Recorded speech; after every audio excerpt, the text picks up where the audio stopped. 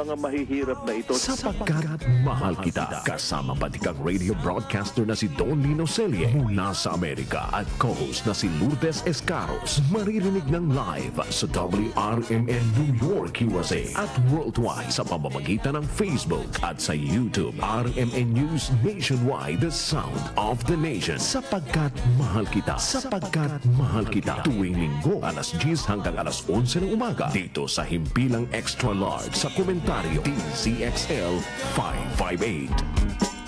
I'm coming home to stay. Maraming beses na kitang nilayasan, iniwanan at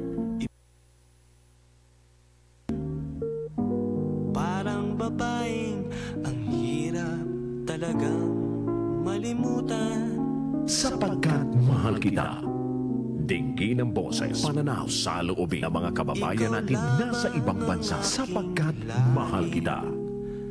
Kasama ang patikang radio broadcaster na si Don Lino Celie, live mula sa WRMN New York, USA. Sapagkat mahal kita. Okay, mga kasama, araw ho ng linggo sapagkat mahal kita, alas 10 hanggang alas 11 ng umaga. Mas mahabang talakayan, papasukin na ho natin yung ating host ng programang ito, live mula sa RMN New York, USA. Si Don Lino Celie, kasama pa rin po live mula naman sa RMN dito ho sa Pilipinas, Radyoman Lourdes Escaros. Good morning, Don Lino Celie. Sapagkat mahal kita. Lourdes, at sa mga nakikinig dito sa Sapagkat Mahal Kita, Luzon, Visayas at Mindanao na napapakinggan sa buong Estados Unidos at sa iba't ibang panig ng daigdig, at ang pinakamahalaga dyan sa Luzon, Visayas and Mindanao. Umpisahan na natin ito. Oy, teka muna.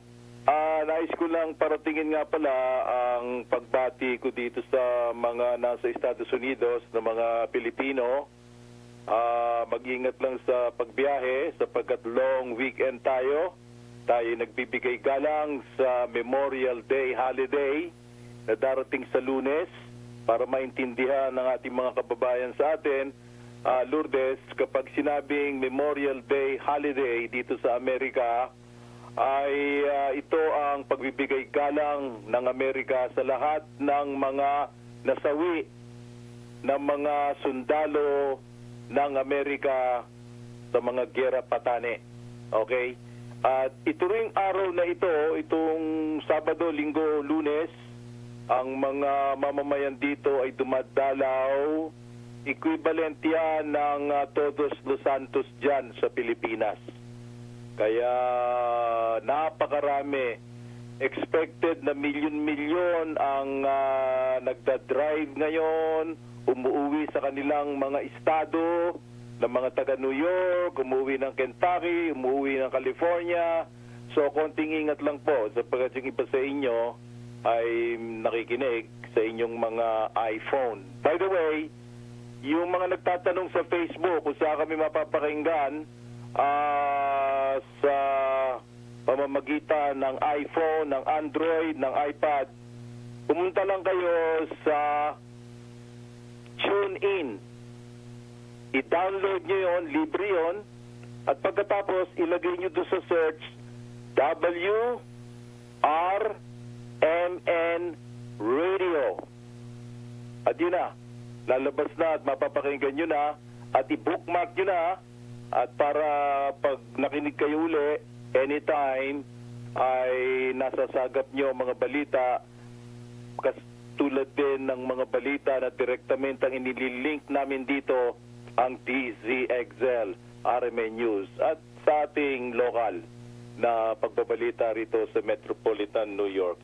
Anyway, Lourdes,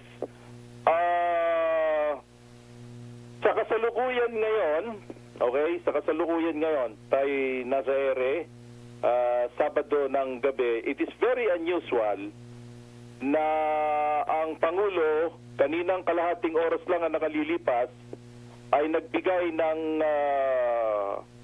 opisyal na pangungusap o pronouncement patungkol sa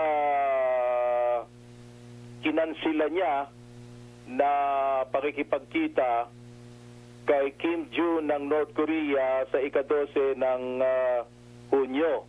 Sapagkat maraming spekulasyon, maraming lumalabas na matutuloy, hindi matutuloy. Meron lumalabas na balita, namomonitor ko rin kayo dyan sa inyong mga pahayagan na si Kim Jong daw ay nagmamatigas. Hindi po ganon. Actually, nandito po sila ngayon. Kaya as we speak, anong oras ba tayo ngayon para sigurado? Alexa, what is the time in New York City? The time in New York City is 10:06 p.m. Okay. 10:06 p.m. kami rito ng Sabado. Kalahating oras, mahigit kulang ang nakalipas, nagsalita si Donald Trump. At ito ang kanyang binanggit sa mga nakikinig sa inyo. Ito ang latest. In terms of the summit with North Korea, I know there are meetings going on as we speak in a certain location, which I won't name, but you like the location. It's not so far away from here.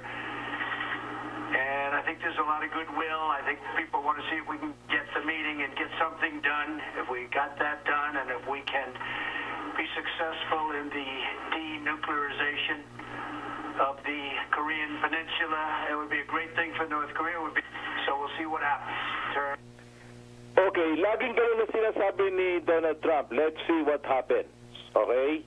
Pero nakahanda siya na kung gusto ni Kim Jong magkita sila sa ika-12 ng Hunyo, pupunta siya. Subalit kailangan nasagutin na niya mismo na tatanggalin niya ang mga nuclear na arsenal niya. Okay? At yan ay ginawang pamimilipit yan ng Kongreso ng Amerika, ang United States Armed Services Committee, at nagsalita ron ang mataas na pinuno ng Komite sa Armed Services Military. Isa siyang kongresista, makapangyarihan ang grupo na yan. Narito yung binanggit na yan. Kaya yun nasa pantaha ko kung bakit nagbigay kagad ng ganitong pangungusap si Trump na nandoon ngayon, somewhere here in America, nakikipag-usap ang mga North Koreans. Di ko alam na nandito sila, may mga representatives. Narito yung binanggit ni U.S. Congress woman Liz Cheney. At tukol dito sa iringang ito. Look, I think the North Koreans have been playing this same game essentially for decades now, and we've seen them do this where they make promises, they make threats, they pocket concessions, and then they continue the development of their nuclear program. And in particular, you've seen them do this in order to get access to foreign aid, which they really are dependent upon, foreign economic assistance. And so we've got to be very, very cautious and very careful that we don't go down the same path. And that's why I think we've got to be absolutely clear that there's no way that we are going to be able to talk the North Koreans out of their nuclear weapons program. But what I think we ought to be doing is putting together a very aggressive, very strong pressure campaign from an economic perspective. We ought to be absolutely clear we should be talking to nations around the world and telling them to close the North Korean embassies, telling them to close the North Korean trade missions. And we ought to make sure that the Chinese and the Russians know that they've got to make a choice, that if they're going to continue to do business with the North Koreans, if they're going to continue not to enforce the international sanctions, then they're running the risk of not having access to our financial markets and our financial systems. There's a lot we can do from an economic perspective, contrary to sort of the conventional wisdom out there, but we've got to be clear about getting it done, and it does not involve concessions to the North Koreans right now economically to get them to the table.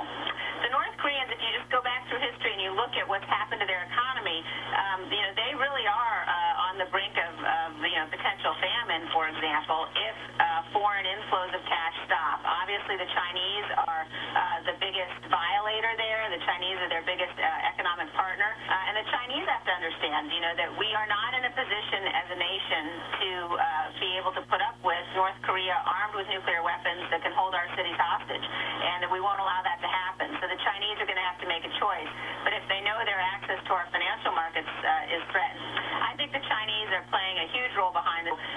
It's important for the Chinese to know they've got to play a constructive role, but I'm also, frankly, pretty skeptical that to do that. I think that from their perspective, they really don't mind too much seeing us threatened. That's obviously their policy. They've got a very clear and aggressive policy, that has been one they've been engaged in for a number of years now to diminish our strength, to diminish our military superiority, to diminish the role that we're playing, particularly in Asia, but globally. And if they think that North Korea threatening us helps achieve their objectives and their aims, then I don't see them being willing, frankly, to step in and play that kind of constructive role. So we have to make clear to the Chinese that it is in their self-interest not to continue down this path, and that if the North Koreans aren't stopped, if the North Koreans continue their progress towards obtaining a nuclear weapon, then we're going to be in a position that we simply can't sustain. Then we'll have to look at alternatives, including military action, as the President has said.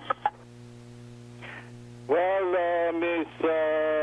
Lourdes Escaros, maliwanag pa yon sa buwan na binitawan yung salitang yan ng Armed Services ng Military Komite sa Kongreso kahapon.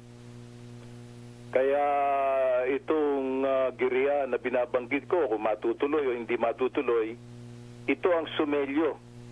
Ito ang nagbigay ng mensahe kay Kim Jong. Ano ba talaga nasa isip mo? Maliwanag, kung tatagalugin natin. Alam namin na ilang beses nyo nang niloko ang Amerika. Nanghingi kayo ng bilyong-bilyong sarape para kayo may makain. Binigyan kayo. Okay? Pero, anong ginawa nyo?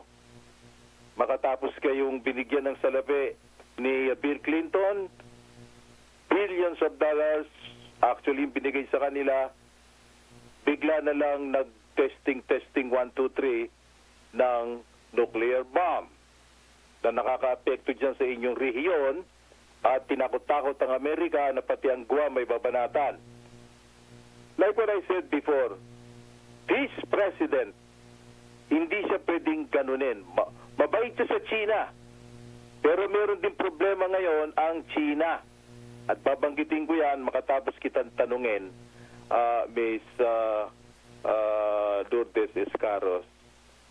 Alam ko, maliwanag pa sa tainga mo yung mga narinig mo na sinabi ng top official ng US, Armed Services sa Kongreso na si Liz Cheney, mga ilan ang hula mo kung hindi mo alam ang, within the parametro ng, survey na mga overseas Filipino workers sa North Korea at South Korea, alam mo ba? No. Sa North Korea, I'm not really sure. Pero sa South Korea, I think nasa 600,000 or hindi lalampas dyan. Kalahating milyon. Nasa 4 to 600,000 ang mga Pinoy sa South Korea. Pero hindi ako sigurado kung ilan ang Pinoy sa North Korea. Pero meron. Meron. Ang alam ko, merong Pinoy sa North Korea. Hindi lang natin masabi kung ilan. Hindi lang masabi kung ilan. Okay. Pero yung populasyon mismo ng North Korea at saka ng South Korea, bagamat pwede nating i-search ito sa sa Google, oo. internet. Pero just yung mga naririnig mo riyan, ilan sa palagay mo ang populasyon ng South Korea ihambing mo sa North Korea? Mas marami ang kasi nung pumunta ako sa South Korea, sinubukan kong yung sa DMZ. Pero hindi kasi lahat pinapayagan. Limited lang yung taong pwedeng pumasyal doon kasi yun ang border, 'di ba? Ng Yun ang Yes. zone. Oo. So, sinubukan ko pero ang mas tingin ko mas marami yung South Koreans plus Americans like sa area na yon. Hindi ako masyadong familiar kung gaano karami ang North Koreans. Well, itanong natin dito sa kasama natin kay Alexa. Yeah, Alexa, what's the population of South Korea? The population of South Korea is about 51,400,000. 59 million. Oo, 51 million daw. Alexa, how about North Korea? What's the Right now in population? Clifton, it's 82 degrees Fahrenheit with clear skies. Stop. Tonight's forecast has... Alexa, stop. Alexa, what's the population of North Korea? 25 million. The population of North Korea is about 24,900,000. Correct, mga 25 million. So, doble ang populasyon sa laki ang South Korea. 51 hindi ba? 51 million ang South Korea, ang sabi. Tapos 25 million ang North Korea. Kaya sa mga tweet, sabihin na natin na kalahati mas marami ang populasyon sa South Korea. You know? Doon sa South Korea na yun, sinasabi mo na may mga around kalahating milyon na mga naghahanap buhay doon na mga Pinoy. over Filipino workers. You know? Well, meron lang akong gustong malaman ng mga informasyon at we're trying to source out dahil dito sa nangyayaring ito. But anyway, ito naman ang pahayag ng Pentagon na patungkol dyan sa, binanggit ng Armed Services ng Military Committee ng Kongreso patungkol dyan sa North Korea. Mukhang mainit talaga ulo nila sa North Korea. Hindi sila excited sa gagawing pagmi-meeting. Although, kakampi ni Trump yung mga yan. Mga Republicans yan. Narito yung galing naman sa mismong Pentagon na pinangungunahan ang spokespersonship doon ni Griffin. Okay. The president, I think, now has taken the decision to not meet with Kim, mostly because he was getting indications that Kim was getting cold feet. And the belief at the Pentagon and at the White House was that pressure, the slowing down, was integrally related to the trade talks and President Xi and China wanting Kim to go a bit slower. That's certainly what the president said the other day in remarks at the White House, and I've heard that from senior leaders here at the Pentagon. I believe the assessment at the time was that something happened during that meeting because the tone started changing from Kim Jong-un after that meeting with President Xi. Ayun ang sinasabi, napapagbintangan ngayon ang Pangulo ng China na nagbago nung pangalawa ngang nag-usap itong si Kim Jong ng North Korea at ng China.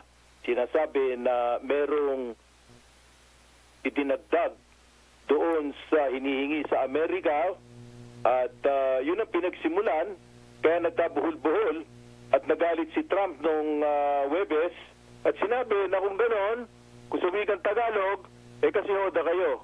Narito yung opisyal na pangungusap sapagkat maraming lumalabas na fake news. Narito mismo sa labi ng Pangulo ng Amerika. I'd like to begin by saying that based on the recent statement of North Korea, I have decided to terminate the planned summit in Singapore on June 12th. Well, many things can happen and a great opportunity lies ahead potentially. I believe that this is a tremendous setback for North Korea and indeed a setback for the world. I've spoken to General Mattis and the Joint Chiefs of Staff and our military, which is by far the most powerful anywhere in the world, that has been greatly enhanced recently, as you all know, is ready if necessary. Likewise, I have spoken to South Korea and Japan, and they are not only ready should foolish or reckless acts be taken by North Korea, but they are willing to shoulder much of the cost of any financial burden, any of the costs associated by the United States in operations. We are more ready than we have ever been before. North Korea has the opportunity to end decades of poverty and oppression by following the path of denuclearization and joining the community of nations. And I hope that Kim Jong-un will ultimately do what is right, not only for himself, but perhaps most importantly, what's right for his people who are suffering greatly and needlessly. North and South deserve to be able to live together in harmony, prosperity, and peace. That bright and beautiful future can only happen when the threat of nuclear weapons is removed. In the meantime, our very strong sanctions, by far the strongest sanctions ever imposed, and maximum pressure campaign will continue as it has been continuing. But no matter what happens and what we do, we will never ever compromise the safety and security of the United States of America. I want to make that statement, feel very, very strongly about it. Our military, as you know, has been greatly enhanced. A lot of things can happen. A lot of things can happen. Well, magbigay tayo ng kani-kanilang, yung ating analisa rito. Ano sa palagay mo sa base sa mga naririnig mo rito sa sinasabi ni Trump? Na ang aking tinututukan dito yung military. Ang Pentagon sinabi military. Itong armed services ng Kongreso, sinasabi rin na kung gagawa ng kalokohan na sinangayunan ni Trump sa narinig nyo ngayon, mukhang gagamitin at nasa table, nasa lamesa, ang makapangyarihang militar ng Amerika. Pero sinasabi rin ni Trump na kung itong si Kim Jong-un ay mangangako mag-denuclearize, yung tanggalin niya yung mga arsenal niya ng nuclear bombs, yun ngayon. Kaya nandito ngayon, somewhere around here in America, na narinig nyo na una kong, sa ilang lang sa infrared, nakasalukuyan ngayon nag-uusap ang North Korea dito sa loob ng Amerika. At nililiwanag yung pagtatanggal ng nuklear dahil hindi pwede na pumunta si Trump doon ng ika-12 ng Hunyo kung walang commitment. Itong si Kim Jong na yun ang maririnig ng delegasyon ng Amerika. Ano sa palagay mo? Gagawin kaya ni Kim Jong yun o hindi? In your own pananaw, Lourdes Escaro. Gagawin po yung Don Lino? Ang galing niya. Yung kanyang bomba nuclear doon, lahat ng kanyang narinig na sabi ni Trump. Hindi kami makapapayag, meaning Amerika, na merong bomba nuclear ang North Korea. Ako ay doubt it kung gagawin ni Jong-un yun.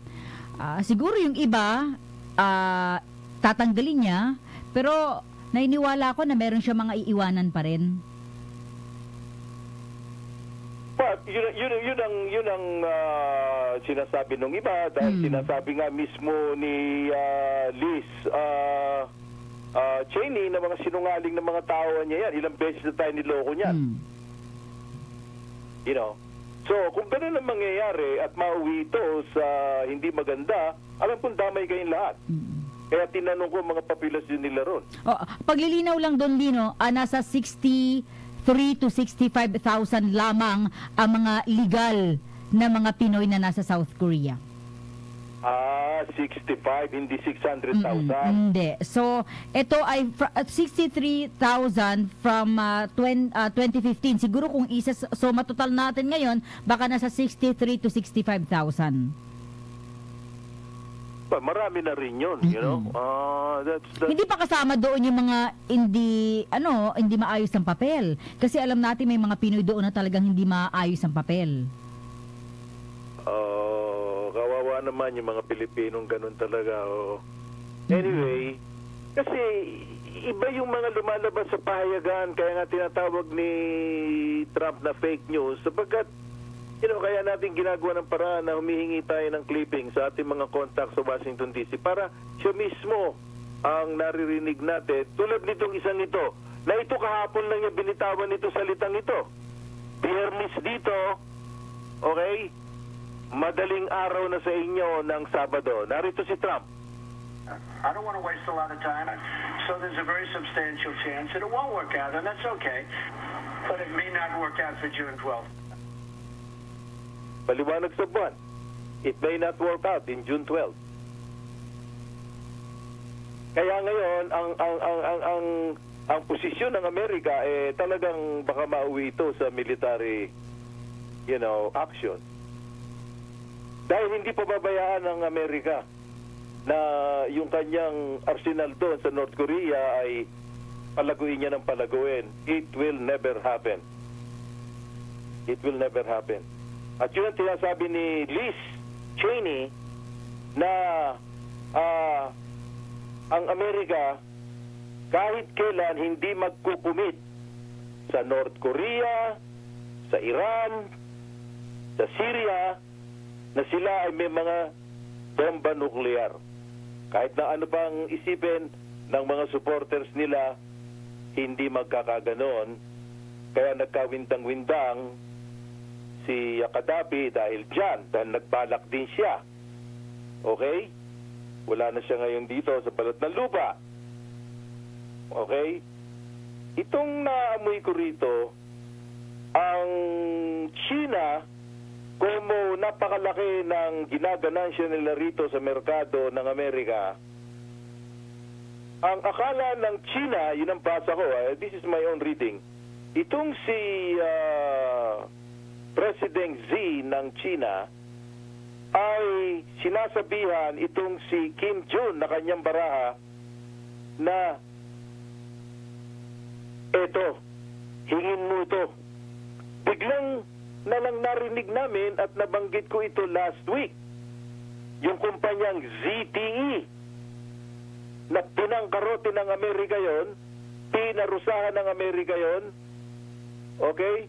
At yun ay pinagbayad ng $1.3 billion sapagkat nahuli ng Amerika na yung mga binibili nilang teknolohiya dito sa Amerika, ipinadadala nila sa Iran at sa Syria. At nung nalaman yan, binanata ng Amerika ang napakalaking kumpanya ng ZTE, nag-file ng bankruptcy. Gusto ngayon ni President Xi na buhayin yan at nakiusap siya kay Trump na kung pwede bisitahin.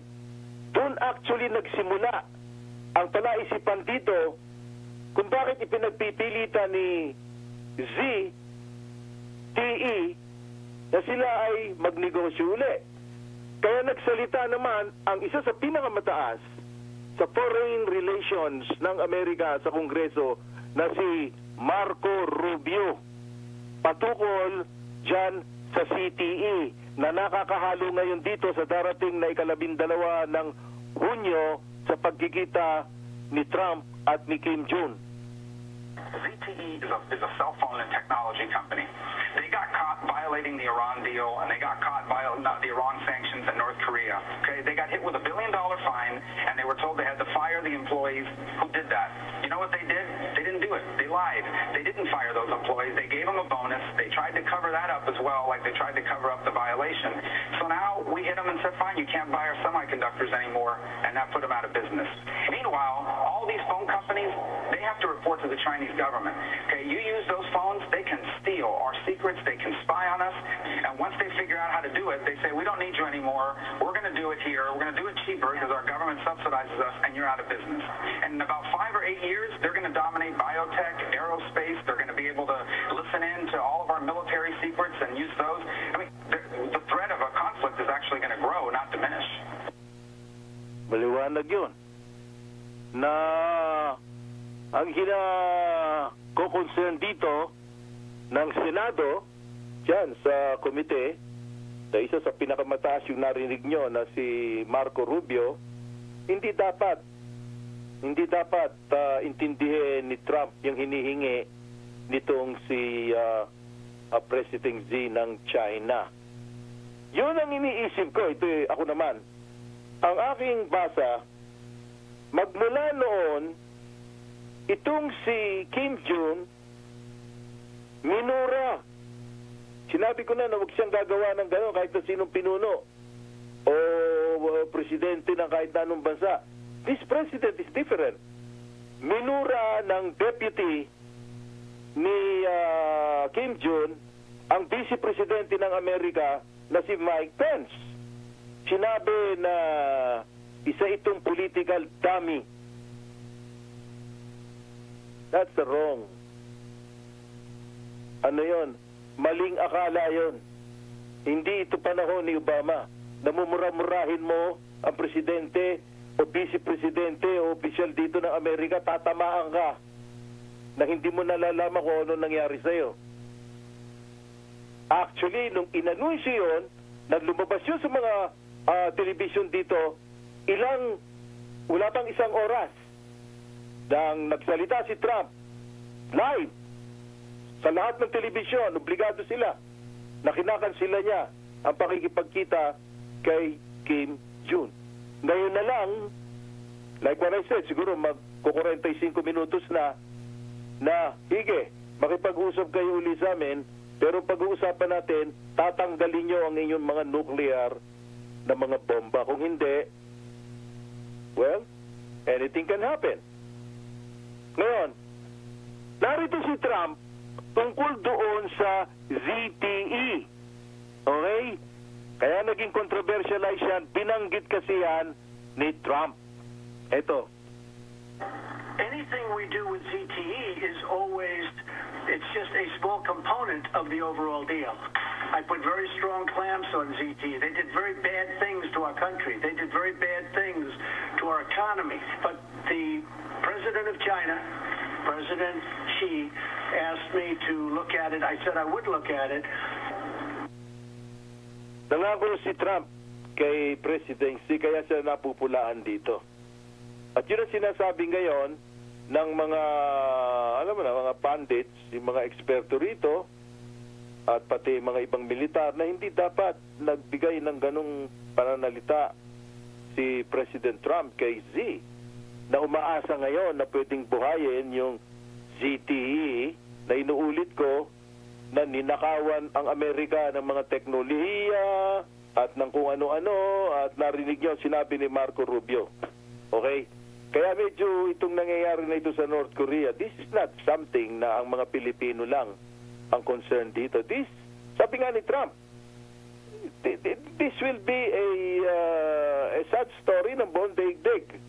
Sapagkat alam ni Trump kung anong perwisyo nga abutin ng Korean Peninsula. You know? Kaya, kung tama ang sapantahan ng marami na itong si Kim Jong ay hindi ibibigay ng maayos o sisirain, bagamat winasak na raw nila yung isang tunnel doon, okay, nagpalabas sila ng closed circuit dito sa Amerika, wala na niya yung isang pinagtetestingan namin ng nuclear bomb, winasak na namin. Pero ang tanong ng Pentagon, bakit nyo winasak na wala kaming observer? Dapat nandoon ng mga miyembro pati ng AIE, ng Atomic International Energy. So sa mga tweet, hindi diretso makipag-deal itong si Kim Jong na North Korea. And I hope he will stop that. Dahil kung hindi, baka siya talagang magkatotoo yung kanyang sapantaha na pagpunta niya sa Singapore, wala na siyang babalikan na North Korea. That's only my view. Kaya ako nagtatanong na ngayon ng mga populasyon.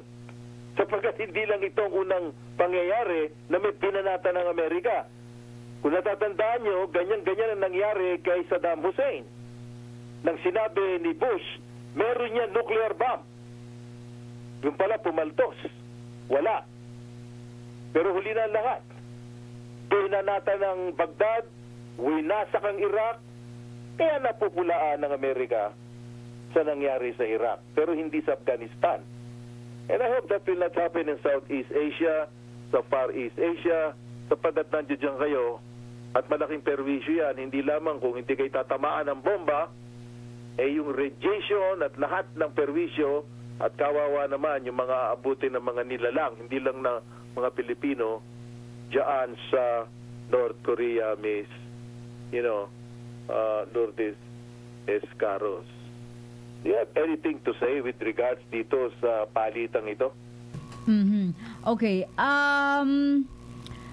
Nung, I think kahapon or nung isang araw, lumabas yung sulat ng, I don't know kung fake or hindi, pero nabasa ko sa... Hindi fake yun. Okay, totoo yan. Yung sulat na ipinalabas, na pinadala ni Trump. Lourdes. Opo. Hanggang ngayon, nandun sa website. Okay. Don Lino SMKT, nandun doon. Ang abang lingkod mo, madaling araw pa lang nakakuha na ako ng kopya, ipinaskil ko kagad doon. Yun mismo, ang sulat ng White House, nakapirma ron si Trump. That is actually pwede nyo puntahan. Sa Don Lino Selye, sa Facebook, makikita nyo yung babanggitin ngayon ni Lourdes Escaros. Go right ahead, Lourdes. Yun nga, nabasa ko doon at nalungkot ako kasi nabanggit doon na hindi matutuloy yung pag-uusap ng dalawang opisyal. So, kung babasahin mo at kung makikita mo rin yung naging comment ng publiko, marami nalungkot kasi back to zero na naman. Pero kanina, na-inform mo nga kami na matutuloy ang itong pag-uusap na ito.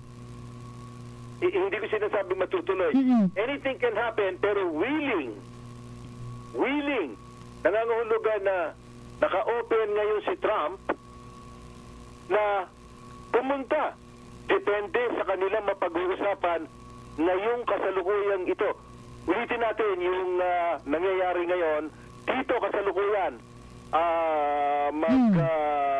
Mahaba pa bago mag-alas 11 ng Sabado ng gabi rito. Narito yung kanyang binanggit patungkol dyan sa nangyayari sa loob ng Amerika sa pakikipag-usap ng mga North Korean representatives sa mga tauhan ni Trump. In terms of the summit with North Korea, I know there are meetings going on as we speak in a certain location, which I won't name, but you like the location. It's not so far away from here. And I think there's a lot of goodwill. I think people want to see if we can get the meeting and get something done. If we got that done and if we can be successful in the denuclearization of the Korean Peninsula, it would be a great thing for North Korea.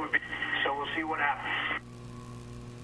Ilan sinasabi niya, we'll see what happens.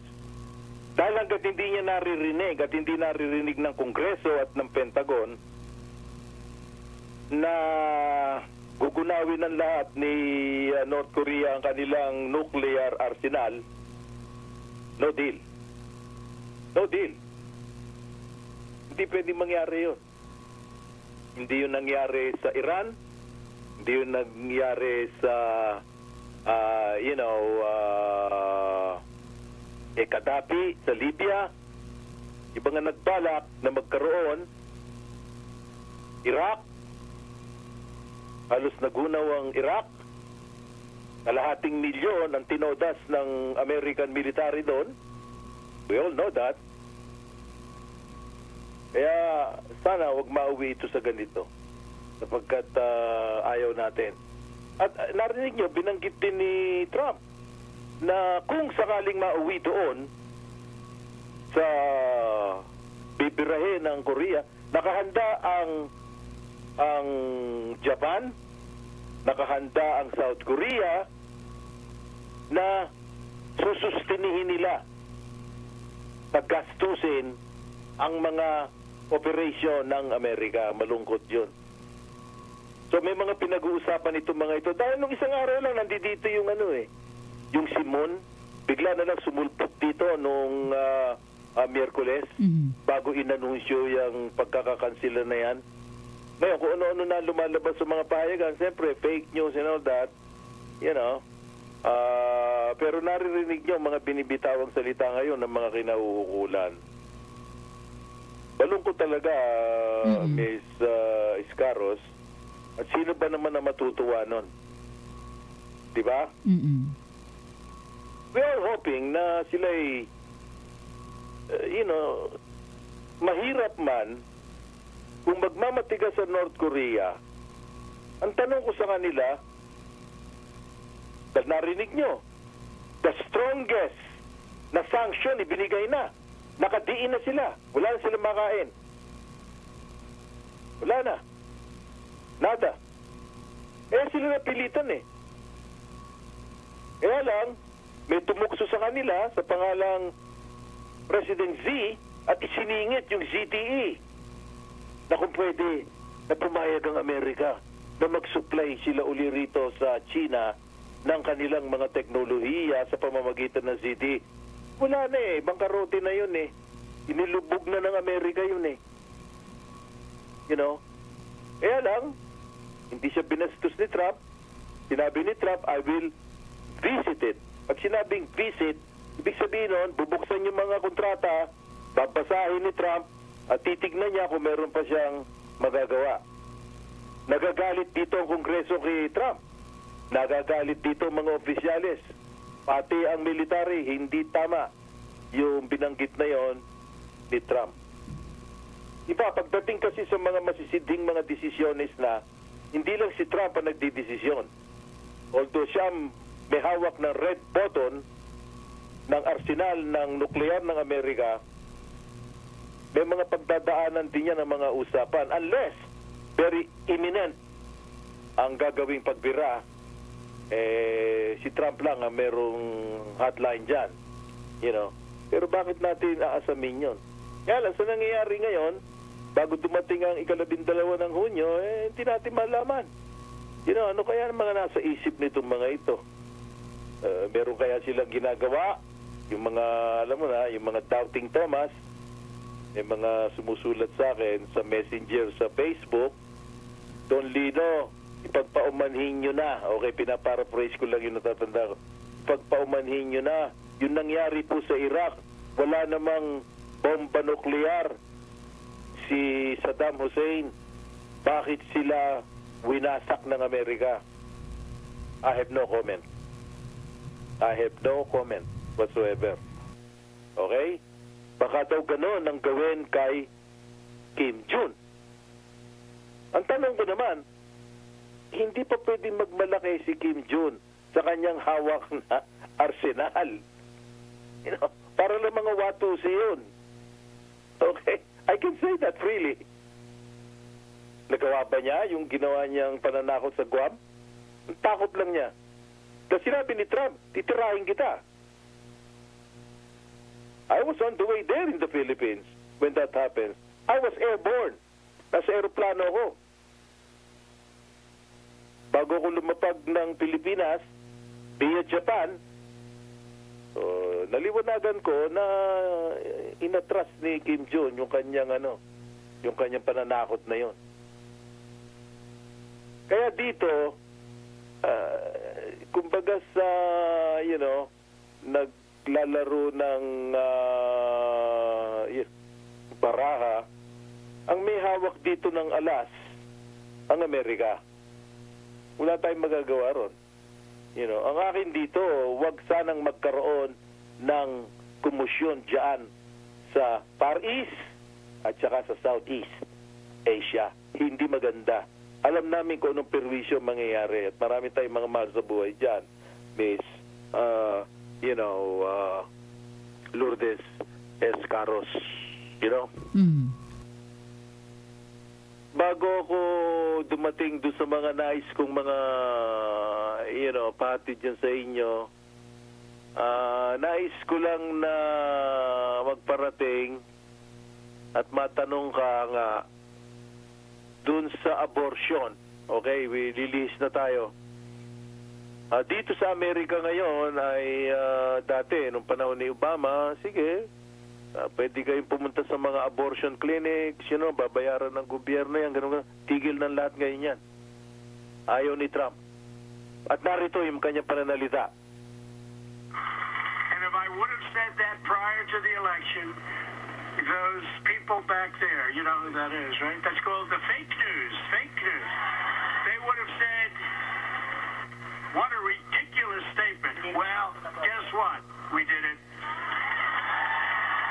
And today we are making another historic announcement. For decades, American taxpayers have been wrongfully forced to subsidize the abortion industry through Title X federal funding. So today, we have kept another promise. My administration has proposed a new rule to prohibit Title X funding from going to any clinic that performs abortion.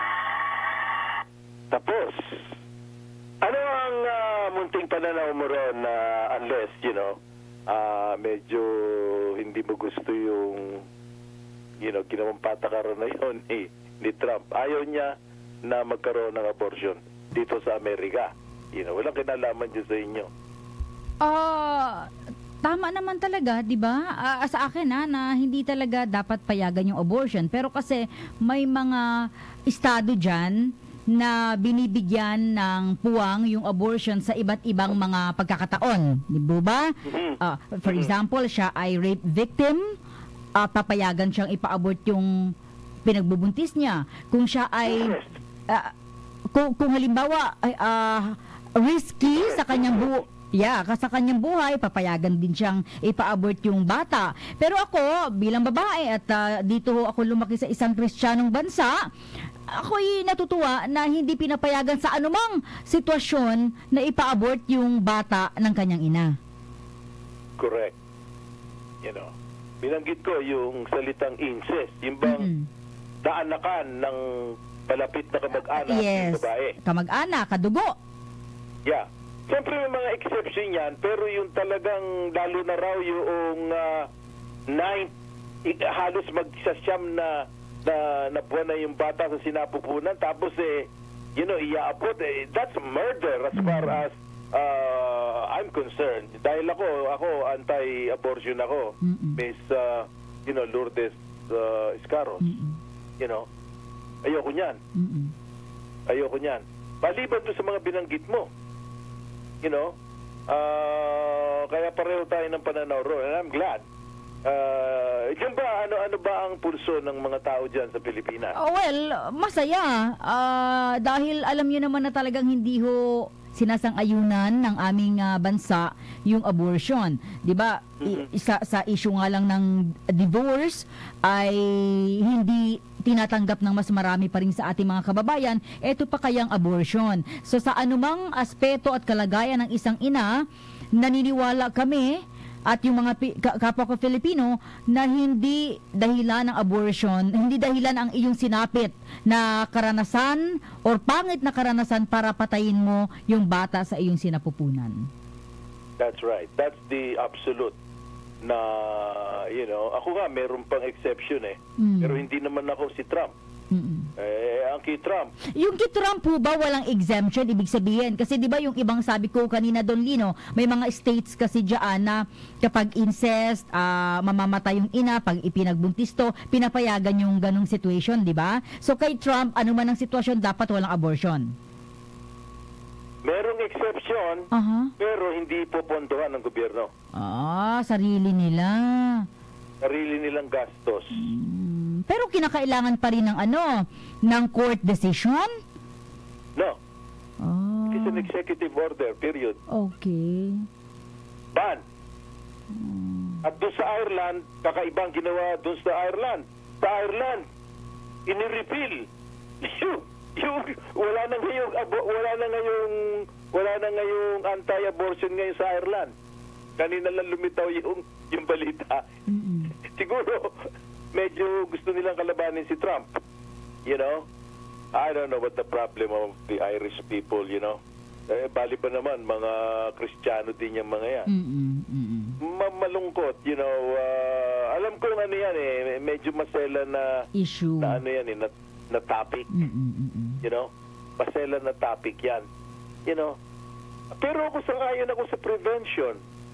Yung gumagamit ng birth control, pills, IUDs. IUD. Okay, sapagkat ang ginang ko, mawalang ganang na siyang naging project manager ng United States Aid for International Development dyan sa Pilipinas. Okay? Sila ang binigyan ng kapangyarihan ng gobyerno ng Amerika, USAID, na magbigay ng libre ng mga, alam mo na, yung mga plastics and all that, you know. I don't even know that, you know. Pero nakikita ko kasi doon, pag binibisita ko siya sa opisina niya, dalaga pa siya, ako, what the heck is this? Galing yan sa Amerika, pinadidistribute ng University of the Philippines ng mga empleyado namin kung saan bahagi para sa birth control. At the time, hindi ko alam yun. May binatilyo pa lang ako noon. I was, 17, 18 years old? You know? Pero, as time goes by, naintindihan ko na yung pala yun. Ang gusto ng Amerika, magkaroon lang ng birth control dahil nga sa population explosion. Kaya nga ang pangalan nung natatandaan ko doon sa UP, POPCOM. You know? Ang pangalan, POPCOM, Population Commission. You know? I don't know. Panahon ni Marcos noon. Na pinayagan ni Marcos yan. And I think for good reason. Dahil nga lumolobo na talaga ang populasyon ng Pilipinas. But not abortion. Not abortion. Ngayon, ito si Trump, marami natutuwa, marami ding hindi natutuwa. Okay? Sa kanya naging desisyon. Pero mayorya ng Amerika, sumasangayon sa kanya sapagkat Kristiyano at maraming Katoliko rito sa Estados Unidos ng Amerika. You know?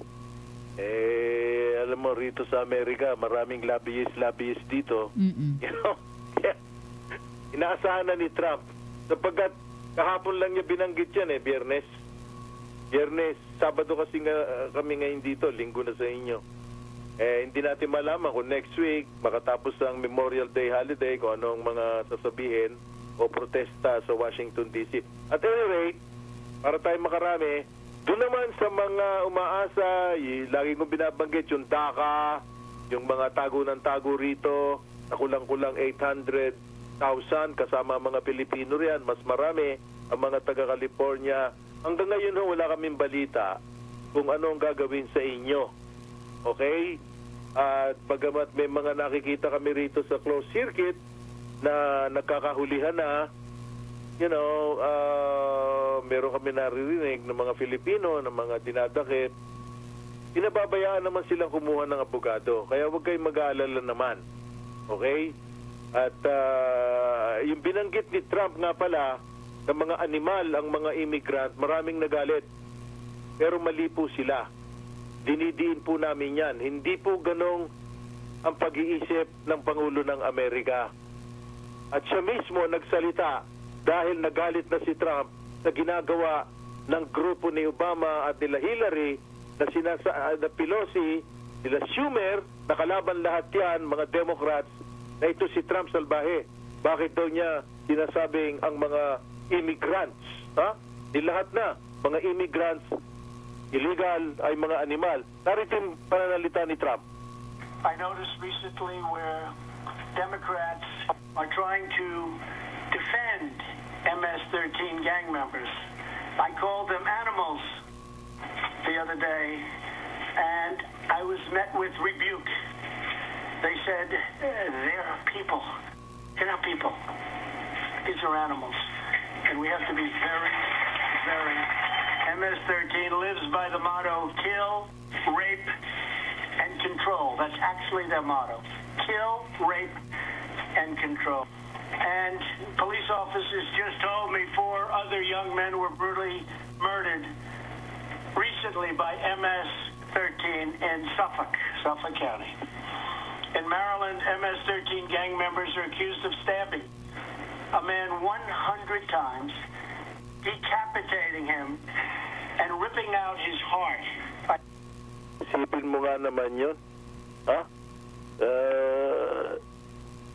Talaga matatawag mo ng animal. Kung kamag-anak mo yon, pinagpapalo na pagkatapos binuksan yung dibdib at kinuha yung puso.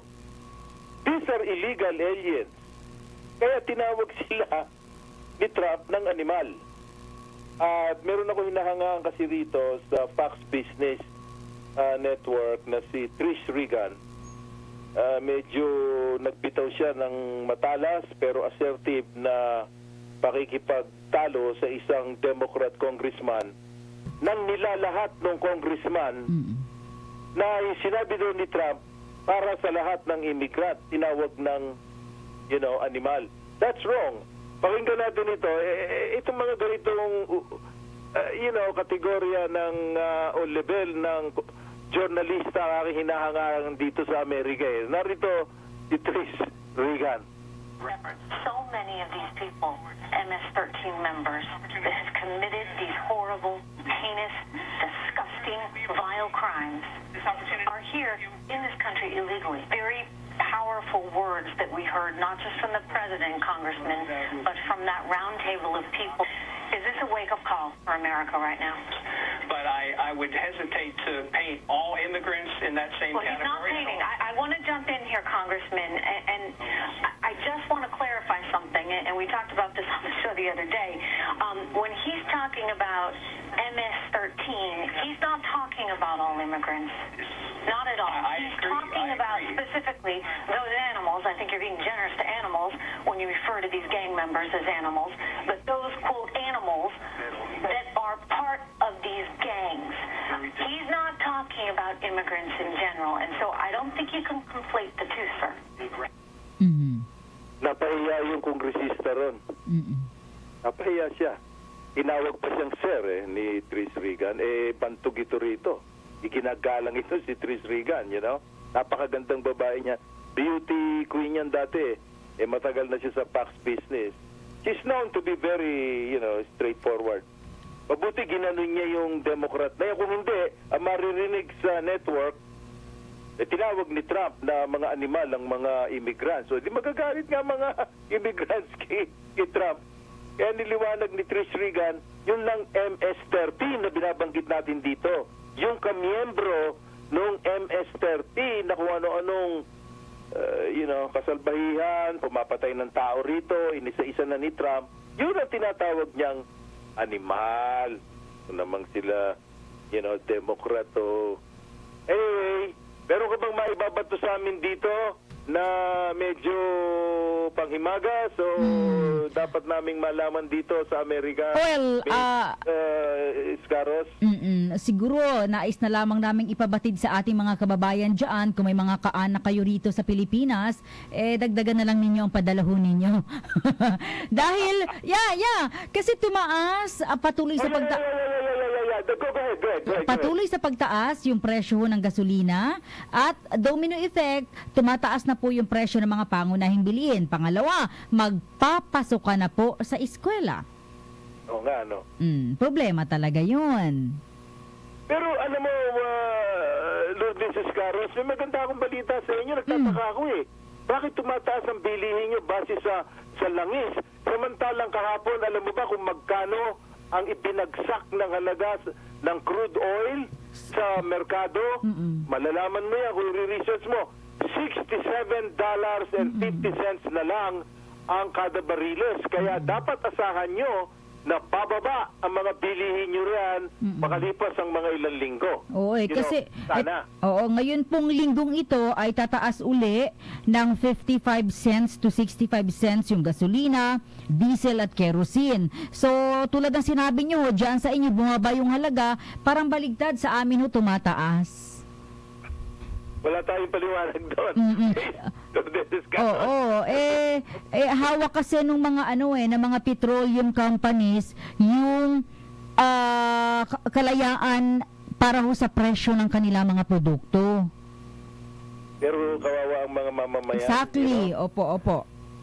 Kaya okay. Magpadala ng marami-rami sa ating mga mahal sa buhay sa Pilipinas. Dito sa Sapagkat Mahal Kita, Luzon, Visayas at Mindanao, nakasama muli natin si Miss Lourdes Caros. Paaram ko muna panandalian. We'll see you next week. Opo, maraming salamat Don Lino ha, at sa ating mga kababayan until next week 10 to 11 in the morning dito sa DZXL 558 Manila. Yes, Don Lino. Yes, thank you. Thank you. Okay, si Don Lino Celia yung ating kasama live mula sa RMN New York, USA. Maraming salamat mga kasama at good morning everyone. Ako pa rin po ang inyong karadyoman dito ho sa Pilipinas, RMN DZXL Manila, Radyoman Lourdes Escaro. Sapagkat mahal kita, mahal kita. Filipinos in America. By Bygone, it's good to be tough. Essie Johnson. Marami na ang natulungan ng Santon Plus Herbal Capsule. Ako po si Normie Briones, 47 years old. Mayroon pa akong karamdaman na skin allergy na matagal na po. Marami na po akong ininom na gamot pero hindi pa rin po gumagaling. Marami din nagsasabi sa akin